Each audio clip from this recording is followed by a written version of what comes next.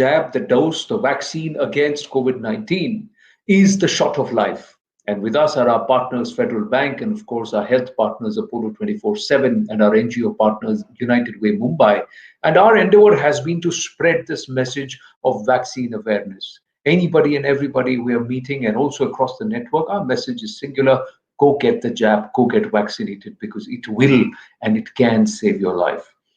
Let's talk about the third wave and can vaccine change the tide? And joining us today on this discourse over the course of the next half hour are Padma Shri Dr. Sanjeev Bagai, Chairman and MD, Nephron Clinic, New Delhi.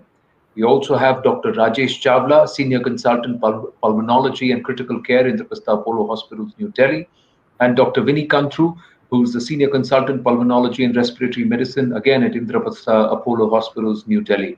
Namaste to all of you. Thank you very, very much. And the recent surge in the vaccination doses is very encouraging. Even the second dose, we are averaging about 1 million doses per day, which is very encouraging. But Dr. Sanjeev Bagai, there are now many more studies, and every day there are more studies coming through, which only corroborate that getting the jab can save your life, especially against COVID-19.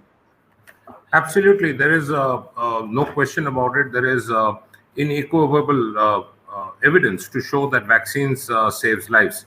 Now, we are dealing with two eras. One is what we call as the pre-Delta era, and the second is called as the post-Delta era. In the pre-Delta era, we were mainly dealing with the Alpha strain, and in the post-Delta era, we are now dealing with the Delta strain. Without going into the micro details of the Delta strain, which is obviously more infectious, more invasive, quicker transmission and quicker replication, we've seen some amount of decrease in the response as far as the effectiveness is concerned in multiple studies internationally. There are 47 studies internationally, out of which 9 have had meta-analysis in which the overall collaborative data shows that the effectiveness has dipped in some studies from 95 now to 56.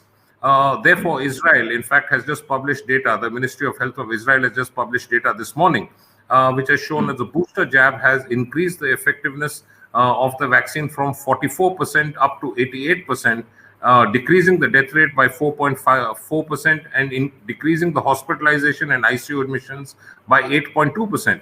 But both the Indian vaccines are working very well. We've had the initial results from the ICMR a couple of months back, which has shown the breakthrough infection rate to be only 0.02 to 0.03%. Undisputedly, both the platforms of the Indian vaccines have been very good, and they've saved perhaps more than hundreds and thousands of lives. What is extremely important, I must add, the vaccines will do their part, but the masks are perpetually going to be our DNA. I've said this on many platforms: the virus is an RNA, but our DNA has to be our mask. And there are 4 multi-pronged studies which have shown why masks are extremely important, along as important, if not more, than the vaccine. One is that as far as the masks are concerned, especially in the Delta variant, in the first 2 days, in the first 1.8 days, 76% of transmission already takes place without a person having symptoms. Therefore, masks are important. Point number 2, masks stop the viral RNA transmission up to 77%. Point number 3, and even more important, is that masks, 68% of people, in spite of 2 vaccines, continue to have nasal carriage of the RNA. So the masks are going to stop the spread, stop the chain of transmission, so to say. So vaccines and masks are, for the better part of this year, going to save many, many lives. Absolutely. And the other aspect is that we are crossing more than 56 crore vaccines, nearing 57 crore vaccines. That is first jabs. And the second jabs, also about 13% of the overall eligible group has got the second dose. But most importantly, Dr. Chawla, what we are seeing is that the overall caseload in our country was about 3 crores, 3.5 crores. But the vaccines, the number of people who've got vaccines and those who may have got asymptomatically, who may have contracted the virus, and overall, are we getting closer to a certain level of herd immunity? And because of which, perhaps the third wave may be minor ripples across states rather than what we saw in the devastating second wave. Would you agree or disagree?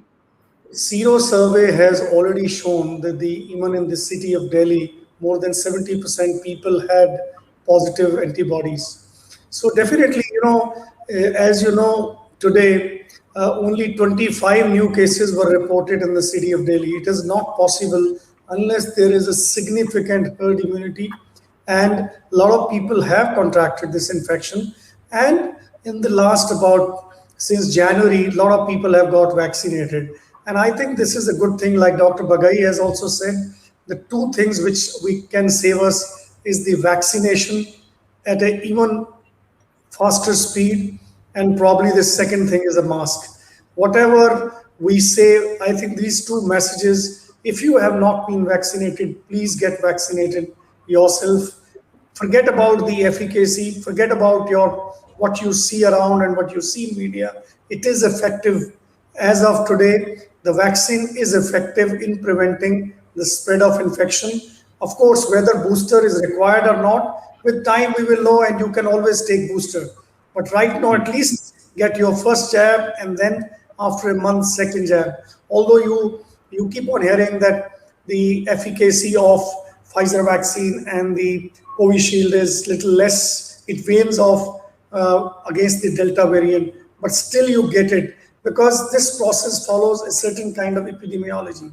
If you get the vaccine, if you wear the mask, probably we may not see the third wave. Otherwise, you are seeing in Kerala and certain part of India, still the numbers are not falling down. And we don't want a scene like what we had seen in the second wave in the bigger cities.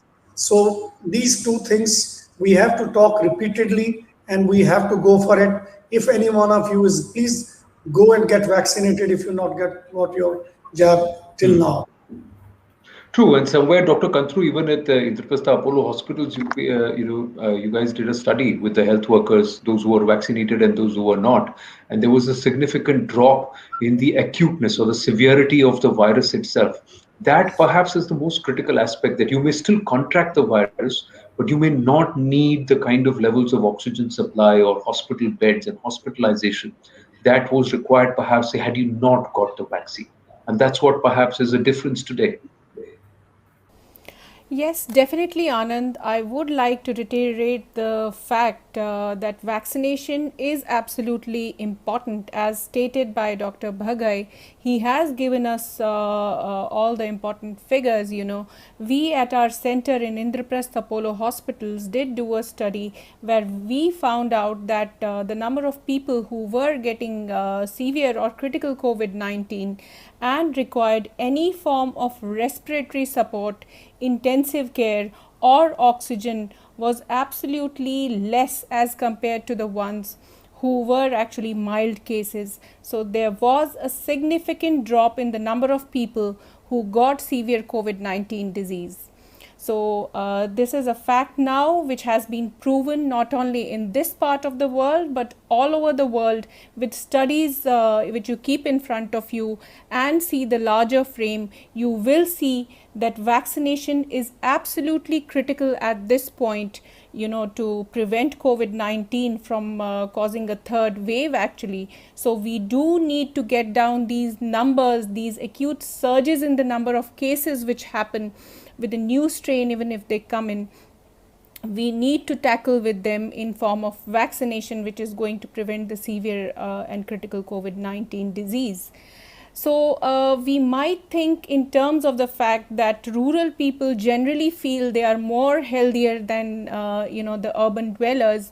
They do think in terms of being exposed to better environment. They do think they eat healthier, and their bodies have never had any previous diseases. But I should reiterate the fact that these people are also susceptible to this virus, which is completely new and actually can involve any and every organ of your body.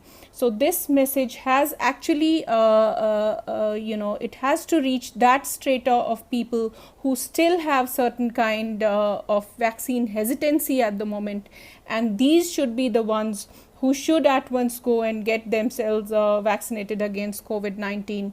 That is what is going to be critical to prevent the third wave of COVID-19, as we all know from the facts and the studies which have been carried out.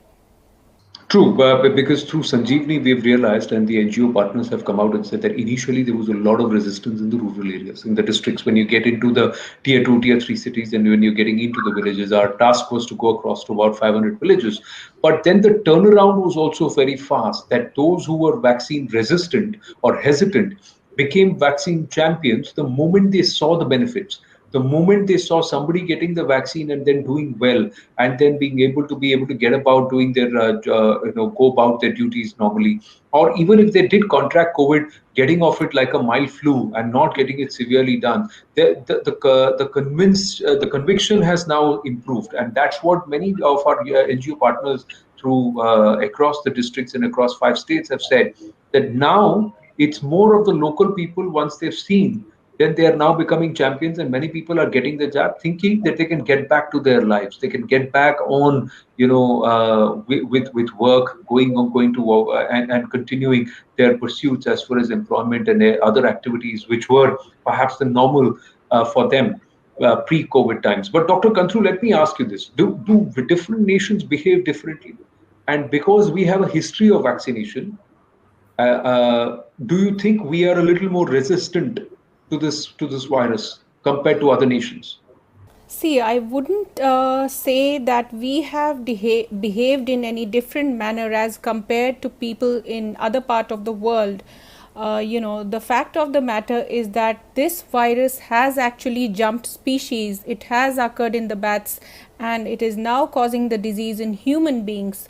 So even if we are exposed to many number of diseases right from our childhood, which includes the digestive system viruses and also various respiratory viral diseases, but we do not have any kind of immunity against a virus which is the COVID-19, which is completely new for our body.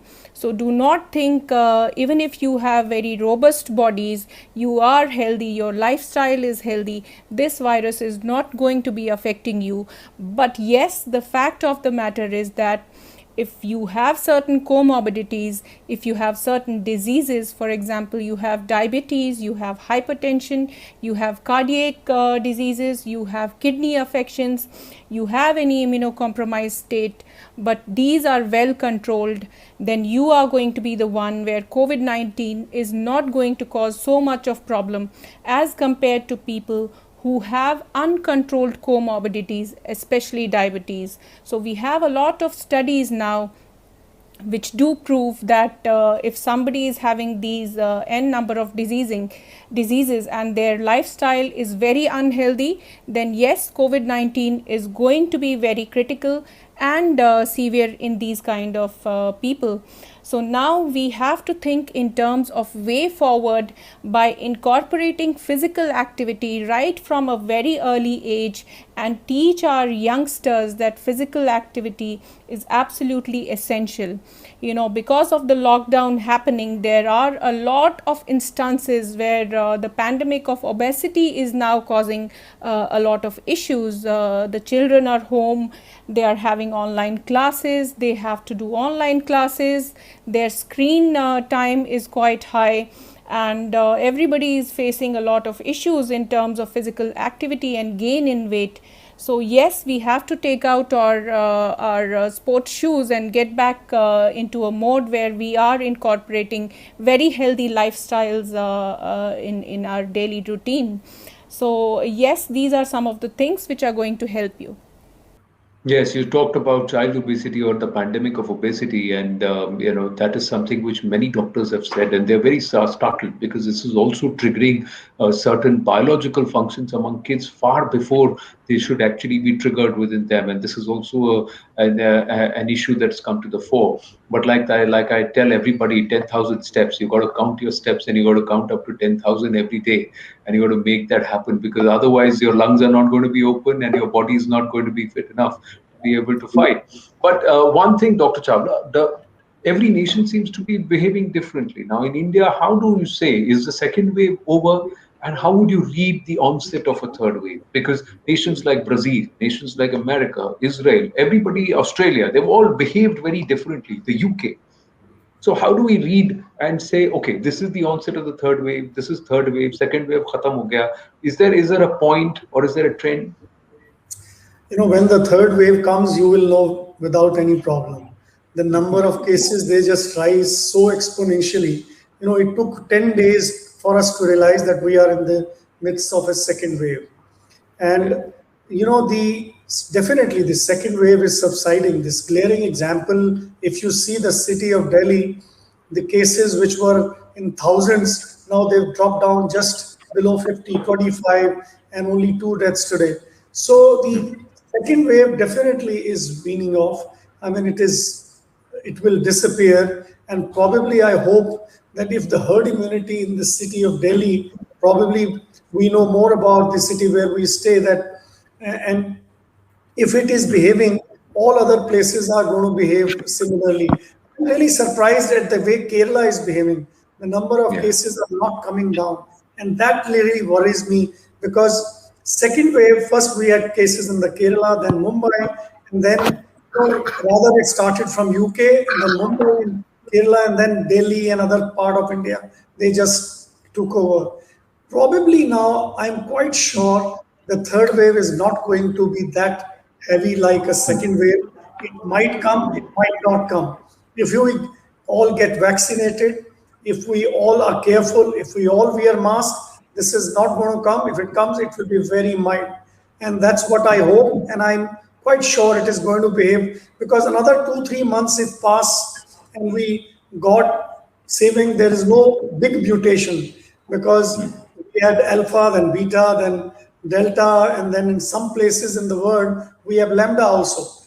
So if the mutation doesn't occur, people behave properly, we get vaccinated, probably the third wave we can avoid, or it will be very, very mild.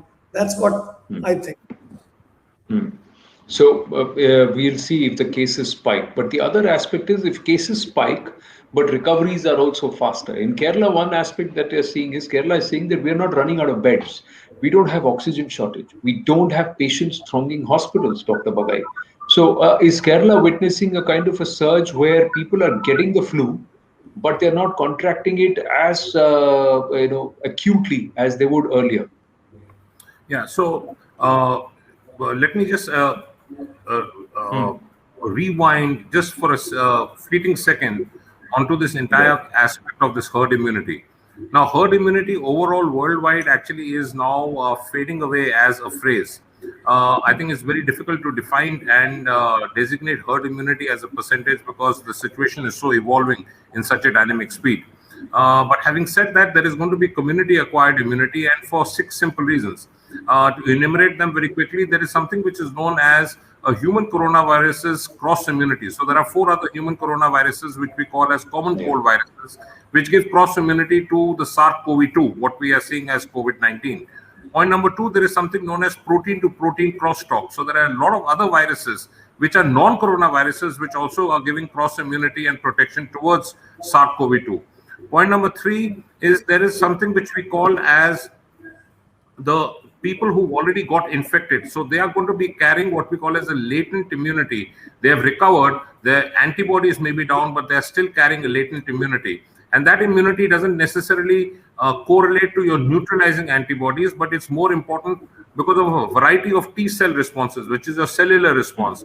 And coming to the cellular response, the most important part to give you long-term community-acquired immunity is the memory T cells and the memory B cells. That's your bank. That's something which actually helps you later on, helps you to recognize the infection. Now, coming to Kerala as an index case, I think it's very good that we are not seeing a huge amount of critical cases which require hospitalization and ICUs. But the important thing is that worldwide, more than 51% of patients are actually in a meta-analysis Cochrane trial shown to have asymptomatic disease. That's mild disease. But 30% of these asymptomatic carriers at the end of 12 weeks and going up to at the end of 6 months are going to land up with long COVID.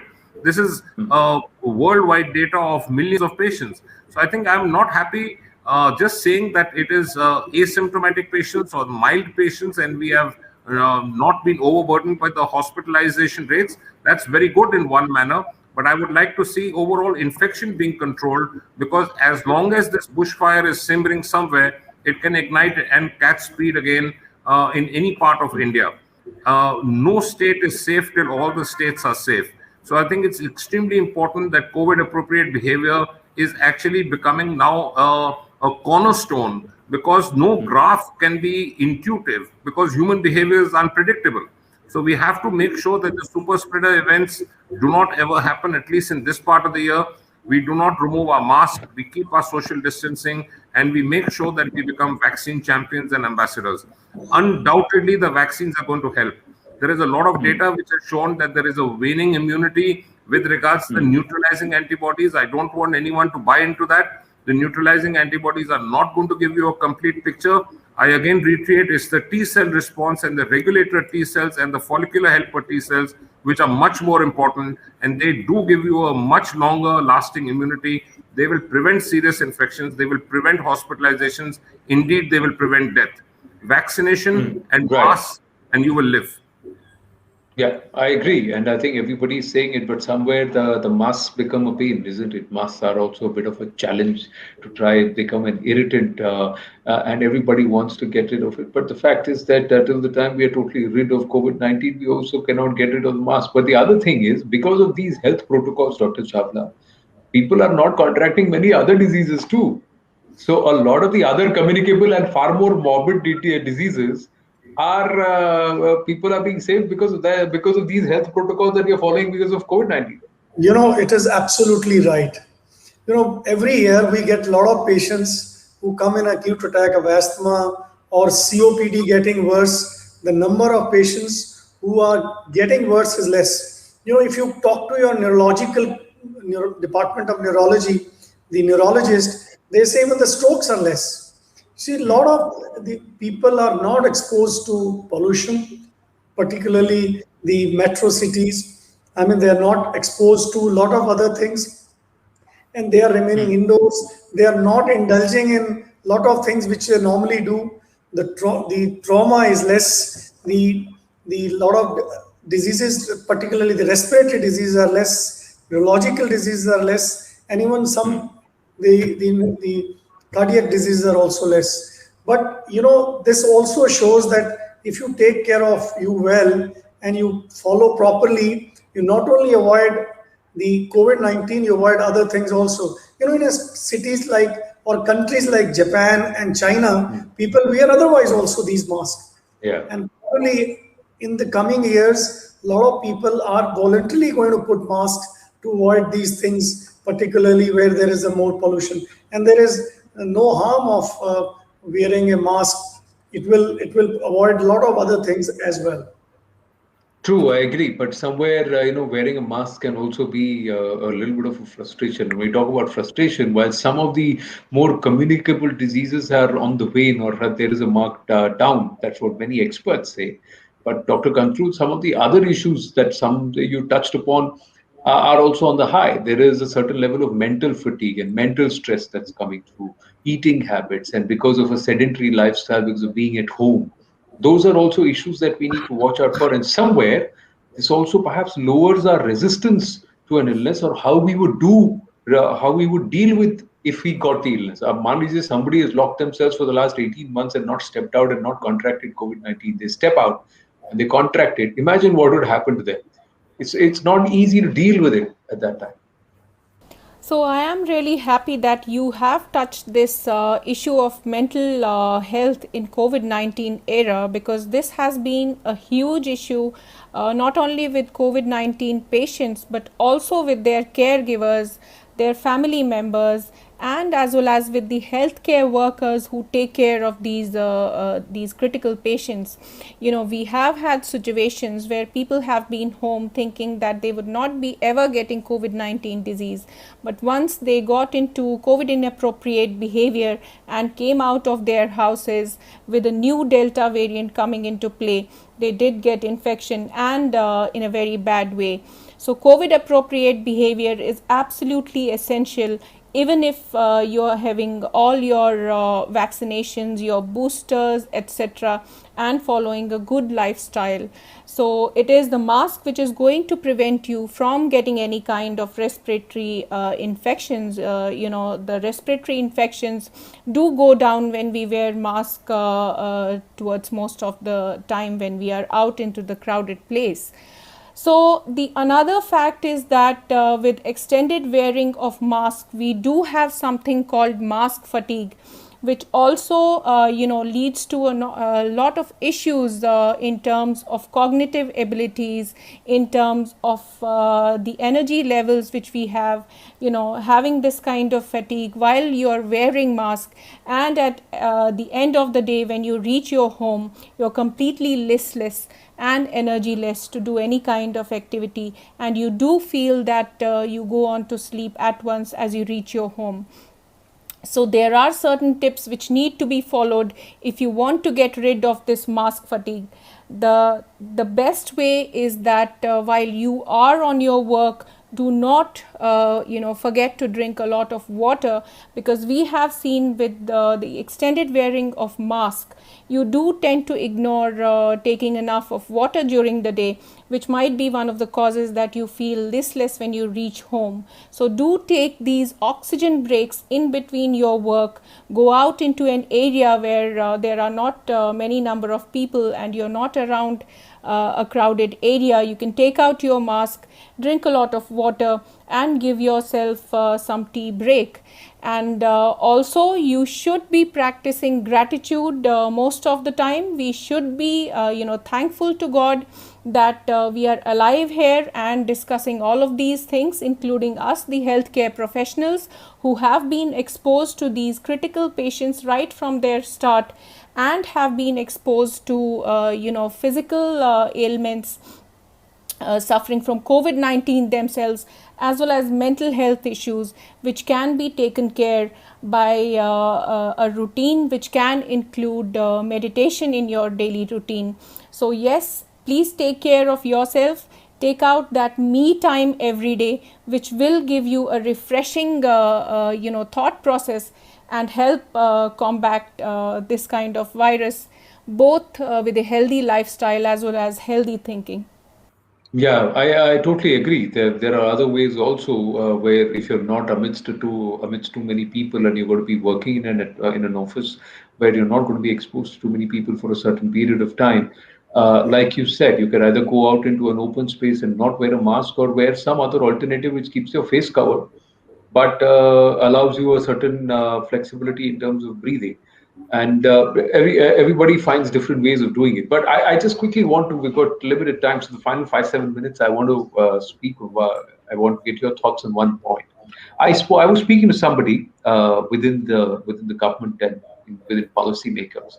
So I asked them, sir, school kab khul rahe hain? So you've had more than 55 crore people who you have vaccinated, and your surveillance is saying that majority of the people in most of the places have already got a certain level of herd immunity. We are working towards it because they've either contracted it or they're carrying antibodies. Sero surveys are all saying. So why aren't you opening up schools? So because teachers, most of them are getting vaccinated, and why aren't you opening up schools? So the response was just a single line: school खुलने से third wave आ गया तो. What if a third wave is triggered because we open schools? Because they're still looking at children as carriers. Now, where do you stand on this, Dr. Chawla? Let me start with you. I think the fear is genuine. We all know that we still have not vaccinated the younger population. Of course, for the 12 and above, it will be started very soon, and for the younger than 12 years, it will take few months before it is started. Although it is said that a lot of the younger generation had infections and it is mainly asymptomatic, but I think they need to be quite sure before they open school. I agree with them, because there is a fear of spurt of cases if the children have not been exposed to anything. So that is not only the fear in India, it is all over the world, that if the third wave comes and the children who are not vaccinated have not been exposed to infection, the number of cases would be more there. Of course, the number may be more, they will not be that severe, because children or the younger population only gets a milder disease. But the schools, they don't want, because the moment the number of cases increase in any of the cities, there will be lockdown. So I think they will go slow on this. That's what I feel. Till the picture becomes more clear in next 2-3 months, probably when we are quite sure that the number of cases are going down all over the cities and there is a less chance of a wave like this, and the children have been started vaccinating, that's the time I think they'll think of opening schools. Yeah, but the studies were, and right from the beginning, everybody said that children who are under the age of 14 or 15, are least susceptible to get an acute a form of COVID-19 or really suffer, because like 1.5, 2 days they will recover. Yeah, the fear was that they may act as carriers. So बच्चों की वजह से घर के अंदर Covid आ गया, बड़ों को हो गया तो क्या? Yeah, अब बड़े that's तो ज्यादातर everybody's got the jab. Most of them have got vaccinated. So if you're getting a critical number of people who have gotten vaccinated, so then why again hold children at home? Because one of the biggest issues, like not just about the pandemic obesity, the other aspect is cognitive growth for children. So this is a critical aspect. So do you think it's going to trigger a third wave if we open schools, Dr. Bagai? Yeah, I think this is one of my pet topics, so to say. I'm not in favor of having the schools opened very clearly, and there is sufficient scientific reasons. I think we should not move without science, without data, and without evidence. So children are less susceptible from the nasal passage because they have a lesser representation of ACE receptors, and they have something which is very cutely known as a memory phenotype in the nose, which tends to protect them. So those are called as sensing protein patterns. But having said that, and there are a lot of names to that, but having said that, most children are obligatory mouth breathers. So then it becomes counterproductive. Now, children unfortunately produce and release 4 very peculiar hormones which are only immunophenotypically dominant in children. One is known as alarmin, second is protein, third is secretin, and the fourth one, unfortunately, is known as zumulin, which is secreted from the intestines, which breaks the intestinal barrier, and therefore the children are having a lot of gastrointestinal symptoms such as vomiting, loose motions, gastritis, abdominal pain, and cramps, and then it goes into what we call as a multisystemic disease. Now, having said that, with regards to children, there is also a recent study 2 days back which was released internationally, which is the nature.com, which has said that children not only carry the same viral load as adults, apple to apple, but it's 1.4 times more susceptible to transmit the disease. So children are great transmitters of this disease. Now, irrespective of what precautions are taken in schools are bound to happen as super spreader events. So I think it's important that we keep a note that these super spreader events don't happen. I think ventilation will become a challenge in the schools in spite of the masks and the social distancing. We know that there is long jump COVID. COVID is now called as fleeting COVID because it can be contracted in 15 seconds of innocent exposure. An asymptomatic carrier in the room, having visited 2 hours before, the virus as microvirons can linger in the air for 9 hours and can travel up to 60 feet. So I think children have to be dealt with very carefully. Children long COVID is twice as the number as adult long COVID. So the worst thing which you want to do is to give long COVID to children because it's devastating. Children mental health has to be paid acute attention to because we feel that only adults have depression, anxiety, fear, and so on. But I think children suffer the same. Maybe the manifestations are difficult to pick up. So I think children require special care. We should have a mix and match between a little bit of school opening, maybe after a couple of months, not immediately now, but staggered timings. And also keeping in mind that whatever can be done online should continue online. Encourage them for more outdoor activities rather than indoor classes. The weather also luckily is going to become good in the latter part of the year. So I think children need to be dealt with a little carefully. I think the overall population of India and children is largely unvaccinated. So they are the most vulnerable group. Children also have comorbidities. Almost 25% of children are either overweight or obese, which is a great forerunner as a comorbid risk condition. So I think we need to be careful as far as school opening is concerned, not just yet. Right. So not just yet. Let 12 to 18 also start getting vaccinated, and then let's move towards that step by step. Slowly is what they're saying. In the meantime, continue to take those 10,000 steps. Make sure that you're doing it even in the confines of your house, or if you're limiting your activity, or if you're stepping out, ensure that everybody in the household does it. Final word from Dr. Kantroo, and before we wind up this conversation. the best way to wind up this discussion is going to be stating the facts again, that vaccination is absolutely critical to prevent the hospitalizations and the severe disease as well as death from COVID-19. So this message should reach each and every corner of the country, and those who still have certain kind of vaccine hesitancy, they should get themselves vaccinated at once and prevent the third wave of COVID-19 from happening at all. So the other way is to follow COVID appropriate behavior. If you all incorporate COVID appropriate behavior into your lifestyles, we are going to go out of this pandemic and help ourselves to go back to our normal lives, both in terms of social life and our economic progress, and really help ourselves and people around us. Yes, the third thing which I want to tell and stress upon is the fact that in addition to COVID-19, do take care of your non-COVID-19 related health issues, because we did see that in the COVID times, when the acute number of patients was much more, people are hesitant to come to the hospital to get themselves checked. That might be one of the reasons that we are seeing a lot of tuberculosis patients who have come into us thinking that they had little bit of symptoms, they had low grade fever, which might not be important or related, but we did get patients already having their advanced disease in terms of tuberculosis, as well as certain cancers, which also includes lung cancer. So please do get yourselves checked if you are suffering from any kind of health related issues, and the hospitals have designated areas for non-COVID related problems, and your doctors are going to be much more helpful when you visit them early in your disease. Well, very well said, Dr. Bagai, Dr. Chawla, and Dr. Kantroo. Thank you very, very much. Dr. Bagai, you wanted to say something? Yes, before we went. Yeah. Just a quick suggestion to the policymakers and the people who make masks. I think children are not young adults, and children are not indispensable. They are 40% of the Indian population.